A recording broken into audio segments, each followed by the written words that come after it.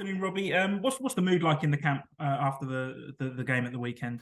It's been good. I would tell you if it was different, but it hasn't been. I think we there was a different feeling, although the outcome was the same. There was a different feeling into the way we played.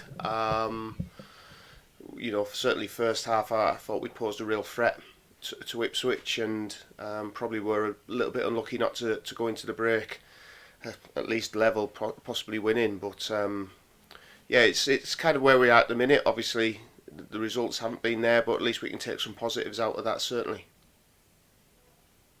Mark mentioned on Saturday the importance of the remainder of the season now, almost saying, right, everything before is forgotten. Everything now on is the mini league to survival. I mean, it's a huge couple of months now for the club, isn't it? Oh, without a doubt, and we've sort of replayed that message to the players this morning, and it was always a very difficult run of games that we had, although we felt we could get more points out of it than we ultimately did.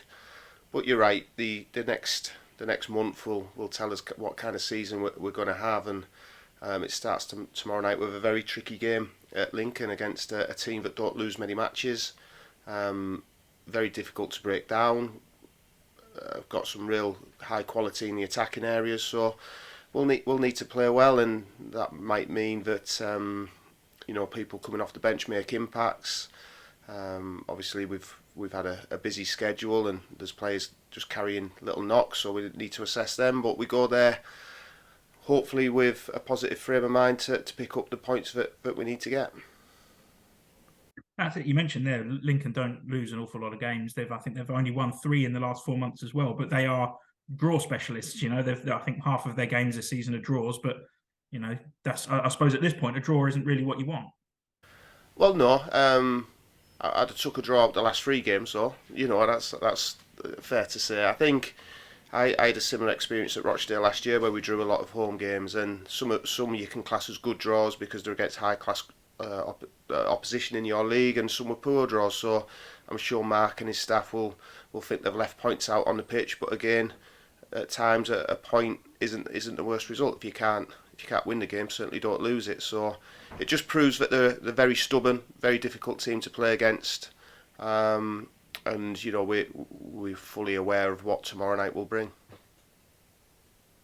It's interesting looking at the league table, isn't it? In spite of the last 3 games, and it does feel like it's been a long time. Those 3 games have been dragged out over, but you're still only 2 points away from safety. It shows that the rest of while you've had troubles over the last couple of weeks, seems like the rest of the teams around you are having a similar sort of time.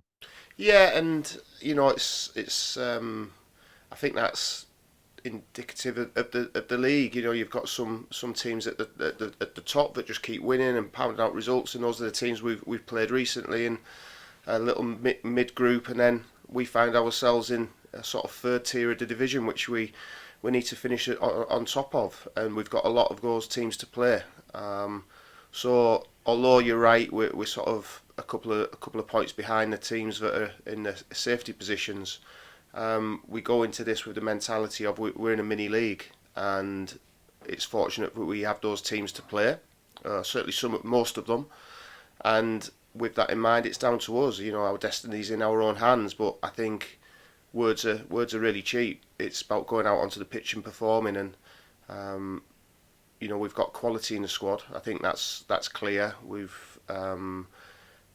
But we need to make sure those basics are right, and those basics start with a clean sheet for me, as always. Start with a point, and then hopefully build on that with the ability in the team and in the squad to push for 3. It's been about 6 weeks in the job for you now. How have you found it so far? Is that all? I've enjoyed it. I've enjoyed it. It's a great group of people to work with. Obviously, me and Mark are rapidly getting to know each other in the way that we work. Like I say, it won't happen overnight for Mark to implement his style on the team. That's clear. I think in the short term, it's points on the board that we need, but that comes with performance. I think as footballers and as staff, you can get bogged down with this win-win-win mentality, which is fine, but the wins don't come without a performance. And if we can put that into the players, that they go out onto the pitch with clarity, knowing the jobs, then that gives us a better chance of success. On the injury front, then, obviously we know Dean Lewington's sort of edging back closer to getting fit, but Daniel Harvey missed out at the weekend. How's he looking? So Dan, well, you're right about Dean. I'll cover that first because you mentioned him. He's dropping back into training now, which is fantastic. He's never been sort of outside of the group, if you like, because of his status within the squad. He's great to have around, a real obviously experienced player, but with good knowledge of the game, as you'd expect. So we lean on him as well. With Dan, he felt his knee in the game at Sheffield Wednesday. Fortunately, there's no sort of significant damage there. He's done a little bit on the grass today, so we'll just see how he reacts to that. I wouldn't like to rule him in or out of the game tomorrow night. We certainly won't take a risk with him. As you know, it's no point doing that for one game and then potentially missing him for several. So we'll have that discussion probably in the morning. Away from MK Dons to an extent, though, you've got players out on loan, the likes of Matt Dennis and Dan Kemp. How much of an eye do you keep on those sorts of guys when they're out and about? A lot. I was only in touch with Dan Kemp at the weekend, just touching base with him, saying how well he's doing. Obviously, he's in my neck of the woods as well, so making sure he's keeping out of trouble because I know people up there. So, but on a serious note, yeah, of course we keep tabs on all our players out on loan, and obviously you mentioned Dan and Matt. We've got some younger ones as well. We get all the footage. We have people watch them as much as we can. So even though they're not in the building, they're still in our thoughts in terms of are they performing, are they getting the minutes that they require, and how are the teams doing. And so far, so good with that aspect, I think. I mean, Dan Kemp is, I think he's 5 goals in 6 matches. It's a brilliant turnaround. And you must have sent him out there to say, okay, go out there, make an impression, and maybe come back next season and you're fighting for that first team. Oh, of course, that's the aim with all of them. It's a case of, especially for players like Dan and Matt, and getting minutes on the pitch and getting used to a different environment as well, being away from, I'm going to say the facilities we got here. Maybe they're going to clubs that don't, and how do they react to that? But it's part of their development. I went on loan several times as a younger player, and you have good experience on loan, and you have difficult ones, but you learn something from each. And I'm sure both boys are getting that experience, and it's sort of doing them very good in the long term. And I suppose it's an opportunity for you guys as well to learn about these players. Obviously, you guys haven't been in the building for very long, so you've not seen an awful lot of them. And so with that, you've not really seen an awful lot of them in game action because they haven't had the opportunities here. I mean, it must be a learning experience for both sides.